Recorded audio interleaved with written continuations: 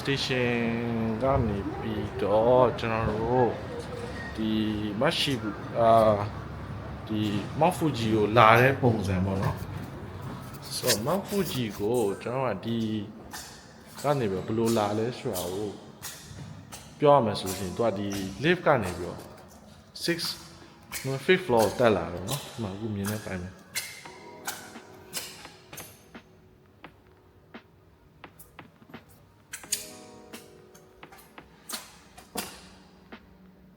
ဆိုတော့သူကဒီ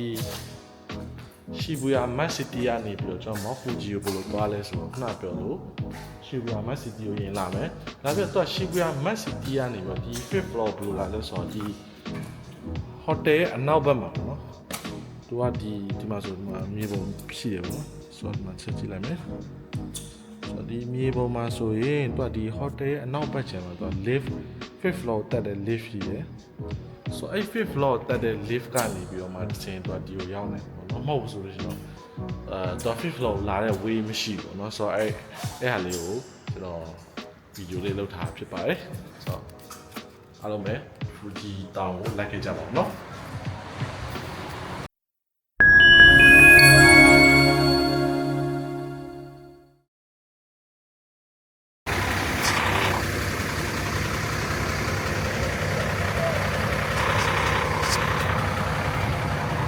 นี่ဆိုရင်မိုးလည်းရွာနေပါတော့ဒါဒီတို့ကလည်းတော့မဆိုတော့ရန်ကောင်းတဲ့နေ့လေးတမျိုးဟုတ်တယ်ဆိုတော့လည်းကျွန်တော်ဂျပန်ရောက်နေဆိုစီစဉ်ရမှာเนาะဆိုတော့ဒါ bus ပေါ်ရောက်ပြီเนาะညမ်းကြိုင်ရင်ထွက်ပါမယ်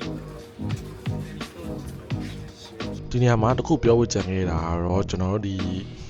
ticket ကိုဘယ်လိုဝယ်ခဲ့လဲပေါ့เนาะဆိုတော့ highway-buses.jp မှာကျွန်တော်အဲ့ website ကနေပြီးကျွန်တော်ကြိုပြီးတော့ဝယ်ခဲ့တယ်ဆိုတော့များတော့အဖြစ်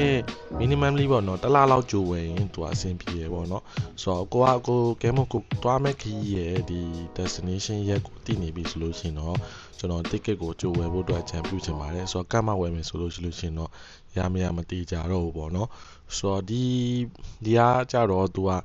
station တွေကတော့ထွက်တဲ့ station တွေကမြို့ထဲမှာရှိတဲ့ station တွေShinjuku မှာလည်းရှိရယ်Shibuya မှာလည်းရှိရယ်ဆိုတော့တင်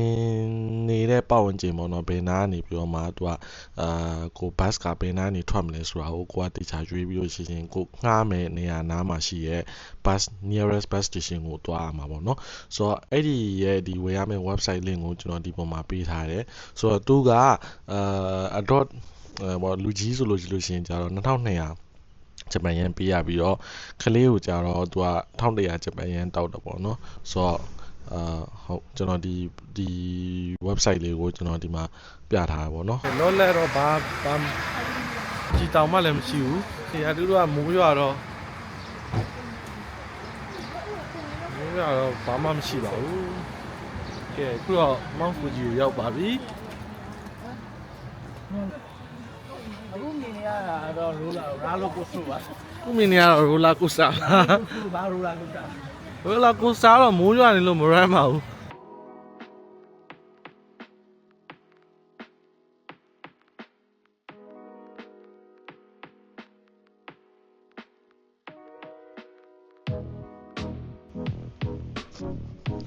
အဲ့မှာပေါ့နော်ဒီ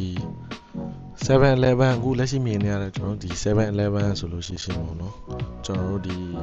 တကယ်ကြတော့အဲ့နေရာကျွန်တော်တို့ဝယ်တာအရန်မိုးတိတ်နေထူးထပ်တဲ့ခါကျတော့view ကောင်းမမြင်ခဲ့ရဘူးပေါ့နော်ဒါပေမဲ့တကယ်ကြတော့ 7-Eleven view ရဲ့အပေါ်မှာအခုလက်ရှိမြင်နေရတဲ့ပုံထဲမှာဆိုလို့ရှိရင်ဒါတော့ Mount Fuji view ရဲ့အောက်တဲ့မှာရှိရပေါ့နော်ဆိုတော့တော်တော်လေးကိုလှတဲ့နေရာပေါ့နော်မမနေတော့ကျွန်တော်အနေနဲ့တော့လုံးဝ wasted ဖြစ်သွားတာပေါ့နော်ဆိုတော့ဒီနေရာမှာတခုပြောချင်တာပေါ့နော်ဂျပန်သွားမယ်ဆိုလို့ရှိရင်ကျွန်တော်အကောင်းဆုံးအကြံပေးချင်တာကတော့သူ့ရဲ့အလှဆုံးရာသီဥတုပြောပါဆိုလို့ရှိရင်သူက January to April ပေါ့နော်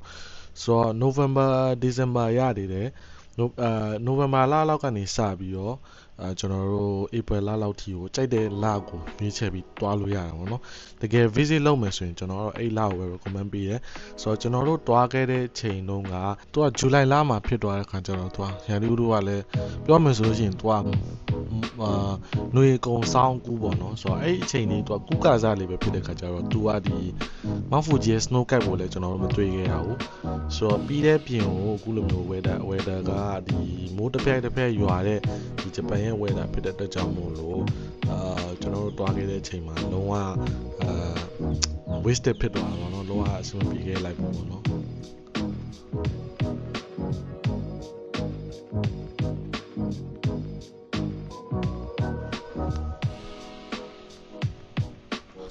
အခုလက်ရှိဒီ 7-Eleven နဲ့ဒီကက်ရရှိနေတဲ့ဒီရှိတဲ့မြင်ကွင်းရပါတော့သူကဒီ amusement park ဆိုရဒီပန်းခြံလေးပေါ့နော်ဆိုတော့ကလေးကစားကွင်းလေးတစ်ခုပါပဲပေါ့နော်ဆိုတော့သူကလည်း Mount Fuji ရဲ့ဒီအောက်ခြေမှာပဲတက်မှာပဲရှိရဲဆိုတော့သူကတော့ဒီခုနကျွန်တော်ပြောတဲ့ဒီကား website ရဲ့package တွေမှာတော့တူတူပါတယ်ပေါ့နော်ဆိုတော့ခုနအဲ့ကျွန်တော် refer လုပ်တဲ့ဒီ highwaybuses.gp မှာဆိုလို့ရှိရင်သူကကျွန်တော် different place တွေလည်းတွားလို့ရတယ်ပေါ့နော်ဆိုတော့ဒီ Fuji Q တစ်ခုတည်းမဟုတ်ပေါ့နော်ကျွန်တော်တော့ဒီ Mount Fuji ကိုအဓိကတားပြီးတော့တွားချင်တဲ့အတွက်ကြောင့်မလို့မြင်ချင်တဲ့အတွက်ကြောင့်မလို့ကျွန်တော်ဒီဟာကိုဦးစားပြီးရွေးချယ်လိုက်တယ်ပြီးတော့တချို့နေရာတွေဆိုလို့ရှိရင်ကျွန်တော်တို့ဒီtemple ပေါ့နော်ကျွန်တော်ဘယ်လိုလဲတော့ comment တော့အဲ့ temple ဘက်ကိုတွားတဲ့ဘက်ချန်နေလည်းရှိရဲဆိုတော့စမ်းကြောင်းဘက်ချန်နေတွားပဲလဲစီသူက still သူက Mount Fuji ပဲဒါပေမဲ့တော့သူက view တွေကတော့ different ဖြစ်သွားတယ်ပေါ့နော်ဆိုတော့အဲ့ဒါလေးတွေ Mount Fuji မှာတင်သူက3-4နေရာရှိတယ်ပေါ့နော်ဆိုတော့ဒီ view ကိုမြင်ရဖို့အတွက်က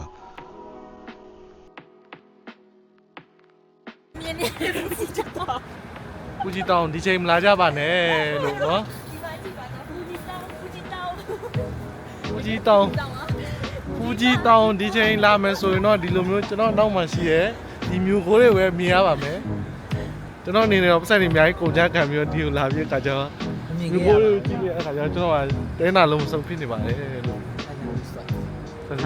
နဲ့လည်း sorry တာပြီးတော့လာတာနဲ့ပဲထားခဲ့ရတယ်နဲ့4နိုင်ထားခဲ့ရနဲ့4နိုင်ထားခဲ့ရအားစိတ်တွေပြင်ပါသွားစမ်းကြီးမဟုတ်မပြေဘူး Fuji Q Island ဆိုတာ Fuji Town Highland ဆို Fuji Town အောက်ကြည့်တဲ့မှာရှိရပါတော့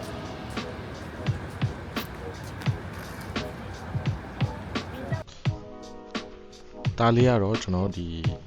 နောက်ဆုံးပေါ့နော်ဒါပြန်နေရထားကားလက်မှတ်ကိုကြောက်ကျွန်တော်က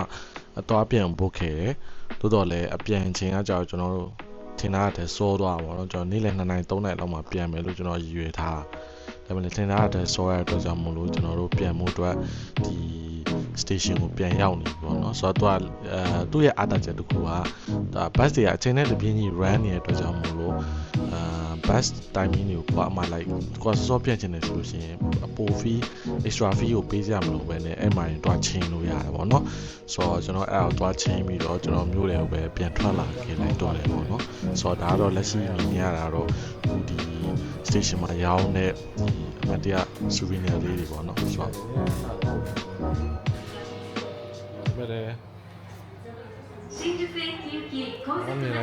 2号車လောလက်သူတို့ဟိုဟာMount Fuji နဲ့ပတ်သက်တဲ့အမှတ်တရပစ္စည်းလေးရောင်းတော့ဗောနော်